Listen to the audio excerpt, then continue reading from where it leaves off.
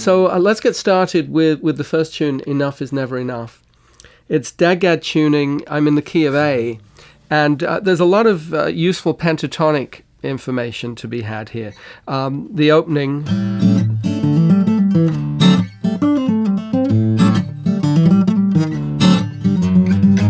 What's happening there is I'm playing around with an A7 and a D7, and you'll notice with my right hand I can be doing some rhythmic stuff that isn't necessarily fully notated, or for that matter fully articulated. There's a little bit of a kind of an underlying groove going on, and I'm catching some rhythmic stuff in between the actual pick notes. Notice, for example, here's a pentatonic lick. Is another pentatonic lick. I tend to discourage people thinking in terms of boxes when I'm doing fingerings, but it's quite useful to recognize that in DAG-GAD, some of your bluesy pentatonic boxes kind of exist in that area, which is really just 2 frets higher than it would be in standard tuning on the top 2 strings. So here,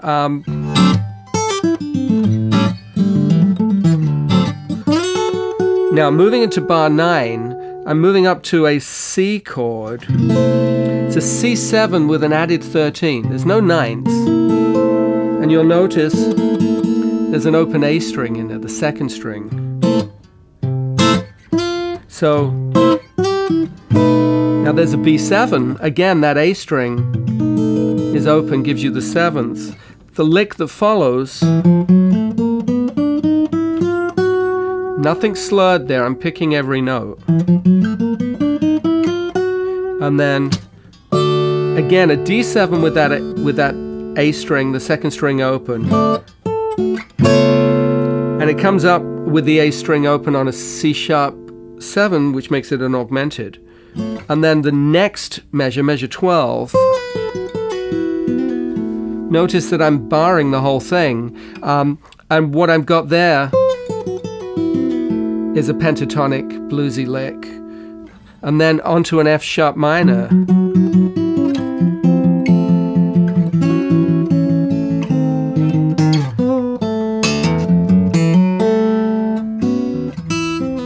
I'll play that again. And notice what happens here. I'm going from a D to a B, add 2 over a D sharp. One of my favorite DAG-GAD chord configurations. To an E, sus, and of course the sus is always just 1 finger across the whole guitar, because DAG-GAD is basically a sus for tuning. And then that'll all repeat. The second time around,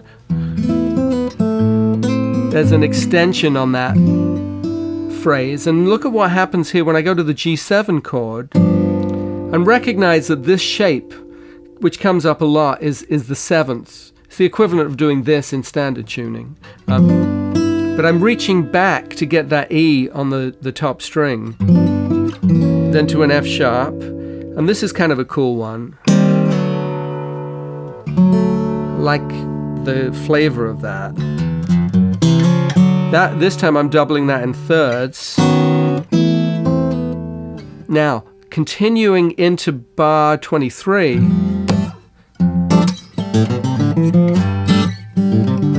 what's happening here is I'm over an F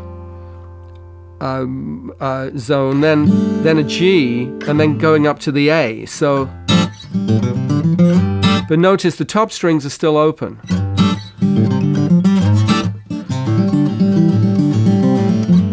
And I'll play that bit again in 25, 26.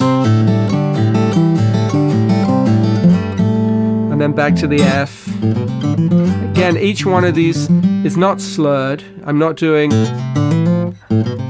I like the energy that comes out of picking each note. And then that pattern repeats, and in between each one of those F, G, A's, there are different licks that happen. You can figure that stuff out for yourself. They're improvised anyway. I play them differently each time, but they're in the music. And then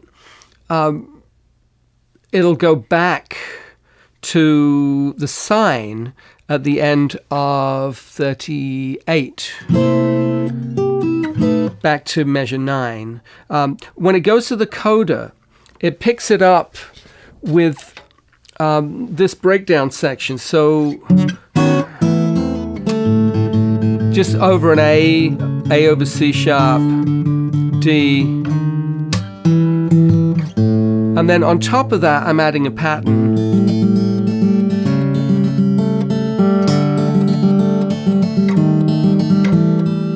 Which repeats, and then the third time I'm adding now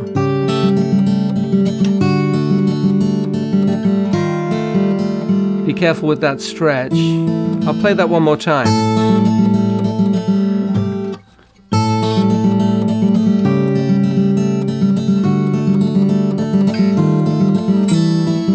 And notice as that progresses, it gets louder. So the intensity should start at the beginning of that coda section and then gradually building the volume.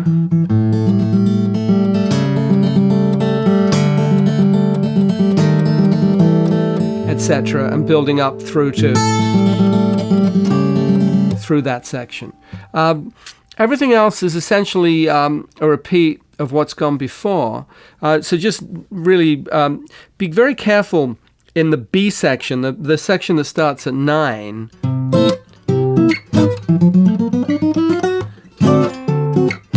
And notice that I'm playing those with thumb downstrokes.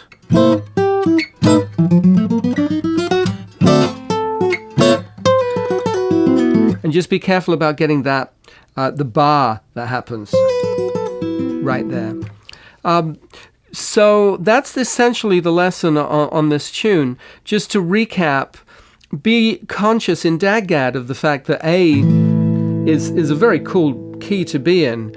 And you've got your F, your G, your A, your C, B, D, C sharp, F sharp minor.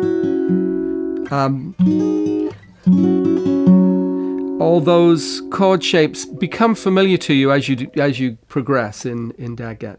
So thanks for paying attention here.